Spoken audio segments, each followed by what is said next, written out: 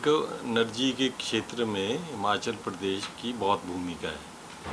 30 बड़े बड़े प्रोजेक्ट जो ऑलरेडी ऑन गोइंग है हिमाचल में, कुछ ऑन गोइंग है, कुछ बीच में है अभी जो बनने के लिए तैयार है बिल्कुल। और हिमाचल एक बैकवर्ड स्टेट है, तो एनर्जी के मामले में फ्री पावर हो चाहे उसका रेवेन्यू हो, ये बहुत ज़्यादा कंट्रीब्यूट करता है। लेकिन एनर्जी में हमारे लोगों को बड़ी दिक्कत इसलिए हो रही है कि जो अभी फ्लड आए पीछे, तो उसमें अब ये जो डाउनस्ट्रीम होता है डैम के आगे, उसके आगे ये ऐसा हो गया है कि फ्लडों की वजह से वो सारी इम्बार्कमेंट जो रिवर्स की होती है वो डेंजर में आ गई। तो बहुत सारे घर जो डेंजर लेवल में आ गए उसके अंदर, तो उसके लिए इनको एनर्जी वालों को बहुत काम करना पड़ेगा। जो बड़े बड़े प्रोजेक्ट लगे हैं उनकी वजह से ही ये हुआ है। और जो क्रिएट वर्क या प्रोटेक्शन वर्क ये बहुत ज़रूरी हो गया है और इनका दायित्व बनता है कि ये एक चीज़ करें, क्योंकि जो CSR एक्टिविटीज़ या फ्लड कंट्रोल डैमेज में ये कानूनी इनको रिस्पॉन्सिबिलिटी होती है कि जो CSR का 2% नेट प्रॉफिट होता है या उसके बाद भी प्रोटेक्शन वर्क में जो फ्लड प्रोटेक्शन वर्क होता है वो जो इनकी वजह से आगे नुकसान करता है, क्योंकि डैम ओवरफ्लो हो जाती है, डैम में एकदम पानी छोड़ना पड़ता है। बरसात बहुत हो रही है आजकल, हर साल हो रही है, तो उसके लिए हमारे बहुत गंभीर स्टेप्स लेने पड़ेंगे। एक तो ये मुद्दा हमने उठाया। दूसरी बात है, जो रिलीफ एंड रिहैबिलिटेशन में हम काफ़ी पीछे हैं।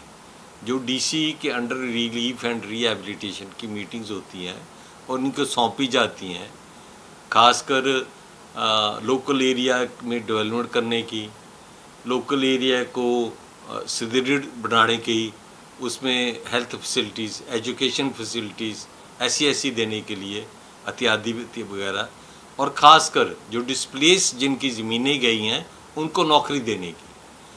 तो ये सारी चीज़ें कई जगह बहुत पेंडिंग हैं।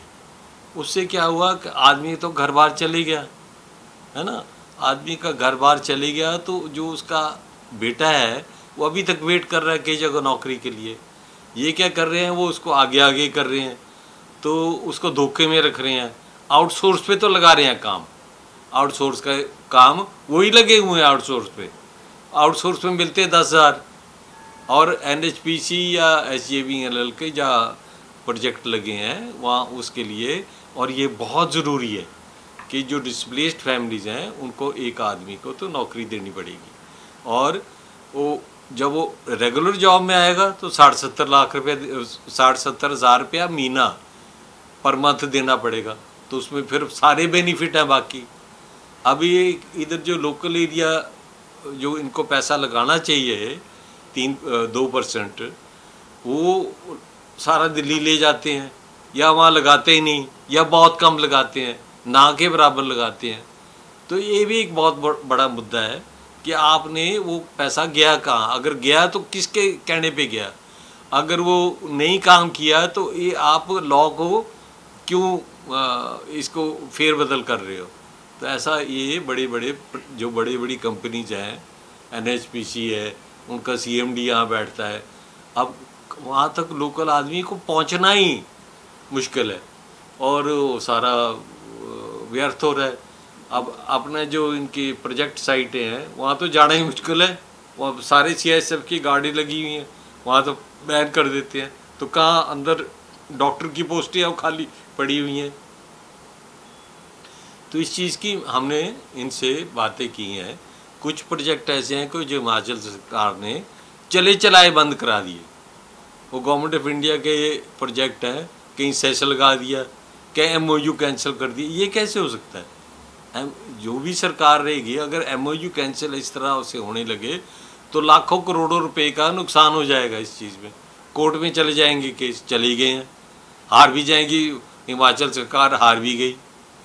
तो ये सारा चीज़ें जो हैं ये देखने की बात है। बात ऐसे है, हिमाचल सरकार का कोई चीज़ सोच के नहीं करते कि लॉन्ग टर्म में कुछ होगा भी कि नहीं होगा। वो बस अफड़ा दफड़ी में वो कर देंगे, पैसा नहीं है, पैसा नहीं है, पैसा नहीं है। पैसा गया कहाँ? अब तुम्हारी मिसमैनेजमेंट से हुआ है खराब। तो इस चीज़ पे ध्यान देना चाहिए। सर, हिमाचल सरकार की आपने बात करी, कोई भी चाहे स्टेट वेंडर की बात हो, वो भी बयान उन्होंने वापस लिया। लगातार जो है जिस तरीके की कार्यशैली चल रही है, उसको आप कैसे देखते हैं? मैं समझता हूँ, देखो ना, अभी एम्प्लॉइज को डीए दिया 4%, उनका ड्यू है 15%। उनका हक है, तो हक क्या 15%? उनका तो फिक्स्ड इनकम है ना, उनकी तो वो तो तनख्वाह का पार्ट है जो आपको देना है, और तब से देना है जब से अनाउंस किया है। डीए के एरियर हैं, वो हज़ारों करोड़ों में है, वो भी नहीं दिए, डीए भी नहीं दिया पूरा। तो इस तरह से एक तनख्वाह तो तब दी जाती है जब जीएसटी की किस्त आती है सेंटर से, या रेवेन्यू डेफिसिट ग्रांट आती है, तब तो पेंशनरों को पेंशन मिलेगी, या इनका अपनी जो रिसोर्सेज है ना, वो सारा भ्रम में है। पीछे सुक्खू जी ने स्टेटमेंट दी, मैं बड़ी इंटरेस्टिंग बात बता रहा हूँ आपको, कि हमने ऑक्शन करके ना एक्साइज में जितनी शराब है उसमें बड़ी कमाई कर ली। एक्चुअल में क्या कमाई हुई है? आपने बढ़ा दिए रेट, आपने ऑक्शन करा दी, एक एक आदमी को एक एक डिस्ट्रिक्ट दे दी। जहाँ 70 आदमी 80 आदमी को काम मिलता था, वहाँ एक ही को मिल गया। उसके बाद भी 31 मार्च को एरियर कितने हैं? 300 करोड़ एरियर है जो उन्होंने भरे ही नहीं। तो नेट इनकम क्या हुई? नेट इनकम इस वो बताए ना कि क्या हुई है नेट इनकम। तो जुमलेबाजी करना, ये इधर से उधर करना, इस वक्त हिमाचल प्रदेश में स्थिति ऐसी है कि डेवलपमेंट बंद है बिल्कुल।